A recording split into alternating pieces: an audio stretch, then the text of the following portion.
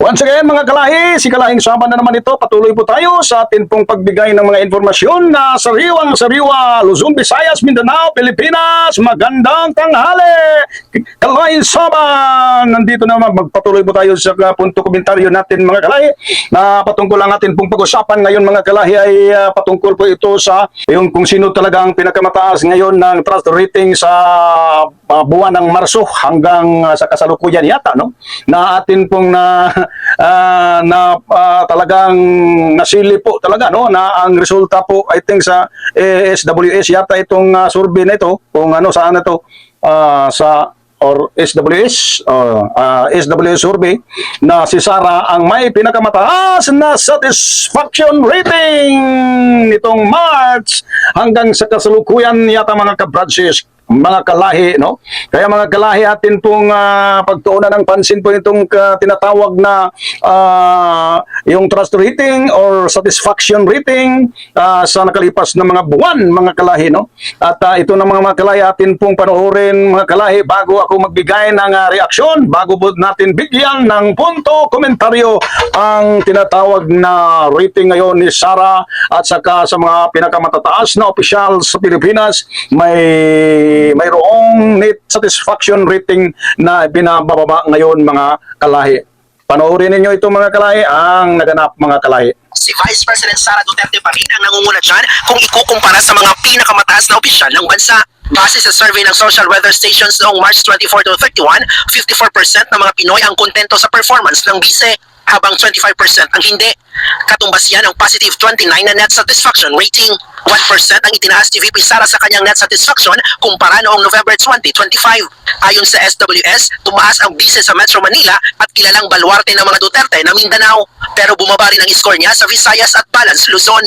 Isinagawa ang survey sa kasagsagan ng impeachment proceedings kay VP Sara kung saan natukoy ng House Committee on Justice na may sapat na basihan ng reklamo laban sa bise.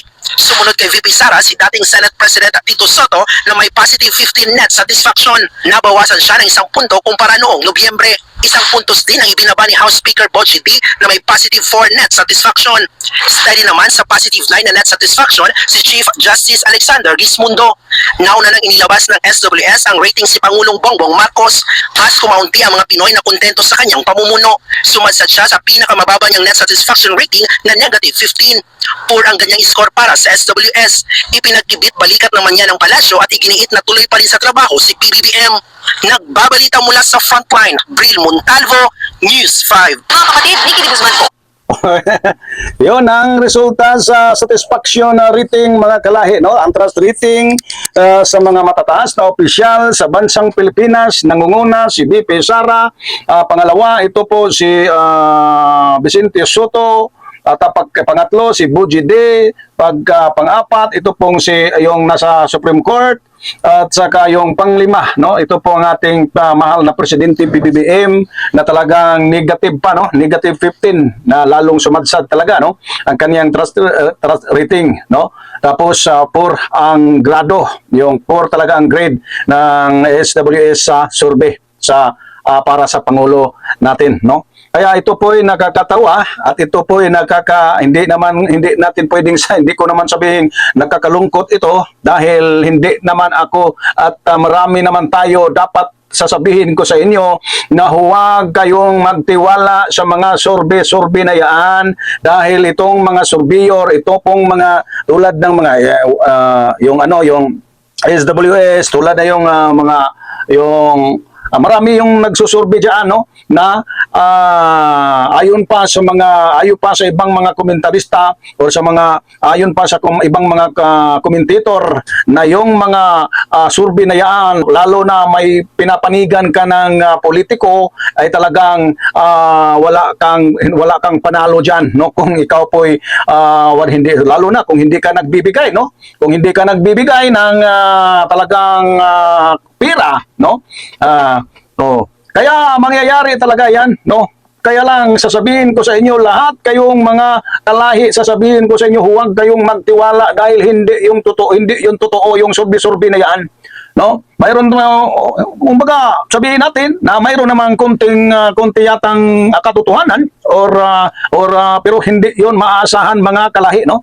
Mayroon yata, no, medyo mangyari ang mga survey-survey, no? Nakakaano yan na parang kumbaga kung ikaw po ay politiko tapos sabihin mo doon po sa mga taga-survey na ipasok mo yung pangalan ko diyan, no? Magbigay ako sa inyo ng ilang bandol na pera, ay talagang ipapasok 'yun para lang no magiging popular ka, no, sa bansa o sa Pilipinas o sa mga balita, no, magiging popular ka, no? 'Yun ang may tutulong. Ngunit kung ayaw talaga ng karamihan, hindi ka talaga manalo. Yun, pagkatandaan nyo, no? Huwag ninyong masyadong paniniwalaan itong mga survey-survey dahil maraming napalpak dyan, maraming nasagmuyo, maraming nadismaya sa mga pangyayaring survey-survey dahil yan po'y walang katotohanan, no? Kasi ilang tao lang yung tinatanong nila, kinukunan ng mga survey, kinukunan ng mga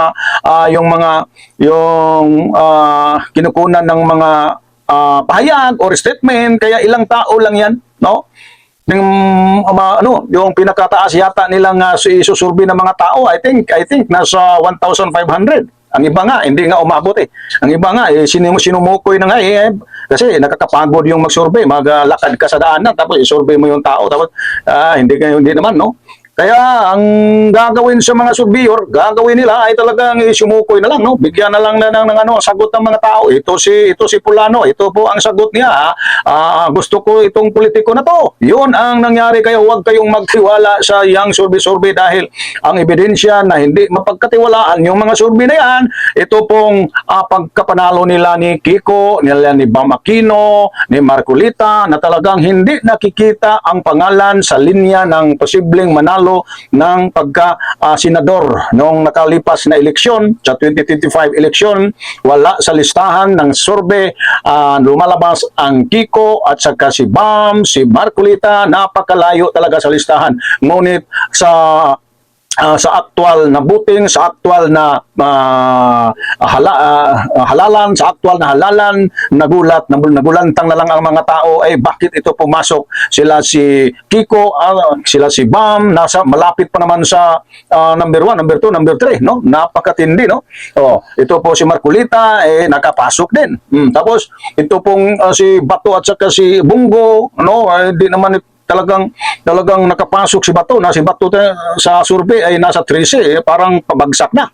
Maliban na lang kay Bungo, dahil si Bungo talaga palaging pasok talaga 1 2 3 1 2 3, no? Sila po ay nag-aagawan, sila dalawa si Erwin Tulfo. Kaya huwag kayong magtiwala sa survey na yan dahil kahit ako ang taga-survey, no? Napakainit sa panahon, tapos ako po ay magtatanong, no? Para naman madali ay nakakaano naman yun, yung nakakatamad naman yung paglakad ng mainit na daanan sa kalsada, nagtatanong sa mga tao, ngunit hindi ka pa naman pinapansin, ang dami mong tinatanong, ang gagawin ng iba dyan, no? Lalo na sa mga naghahabol lang ng suhol, ng pera, talagang isumukoy na, ilista na lang yung mga tao na yun ang pinili ng tao, no? Hindi na yan, huwag ninyong paniwalaan yung survey. Kaya nakakagulat, no? Bakit na may mataas ang survey ni Sara Duterte? Ano bang ginagawa ni Sara Duterte?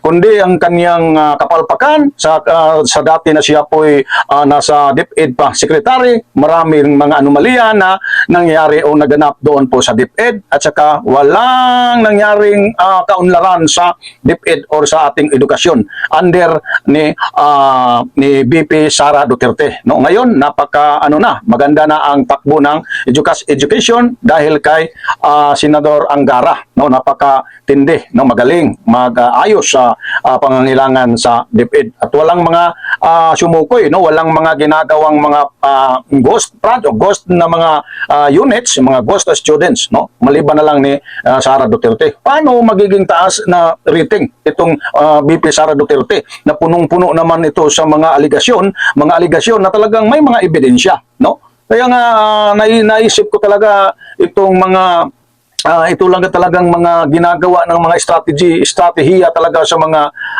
kaaway ng gobyerno na matindi, no? Matindi. no? Ginagawa nila dinadaan nila sa ratings diyan sa sa survey. Kaya lang walang maniwala, no? Huwag kayong magtiwala, kayong mga manonood kalahing saban, sabihin ko sa inyo, huwag kayong magtiwala, hindi 'yon totoo, walang katotohanan 'yon, at saka ilang pirasong tao lang 'yang tinatanong, karamihan diyan ay pinapasok na lang, nililista na lang, tapos nilagyan ng komento. Yeah, pagkatandaan niyo yan, no? Lalo na pag magbayad ka para ka makapasok sa survey. Itong si PBBM, wala makikita mo, siya pa ang pinagkahuli, tapos siya naman ang talagang nagtatrabaho palagi, walang pagod, no?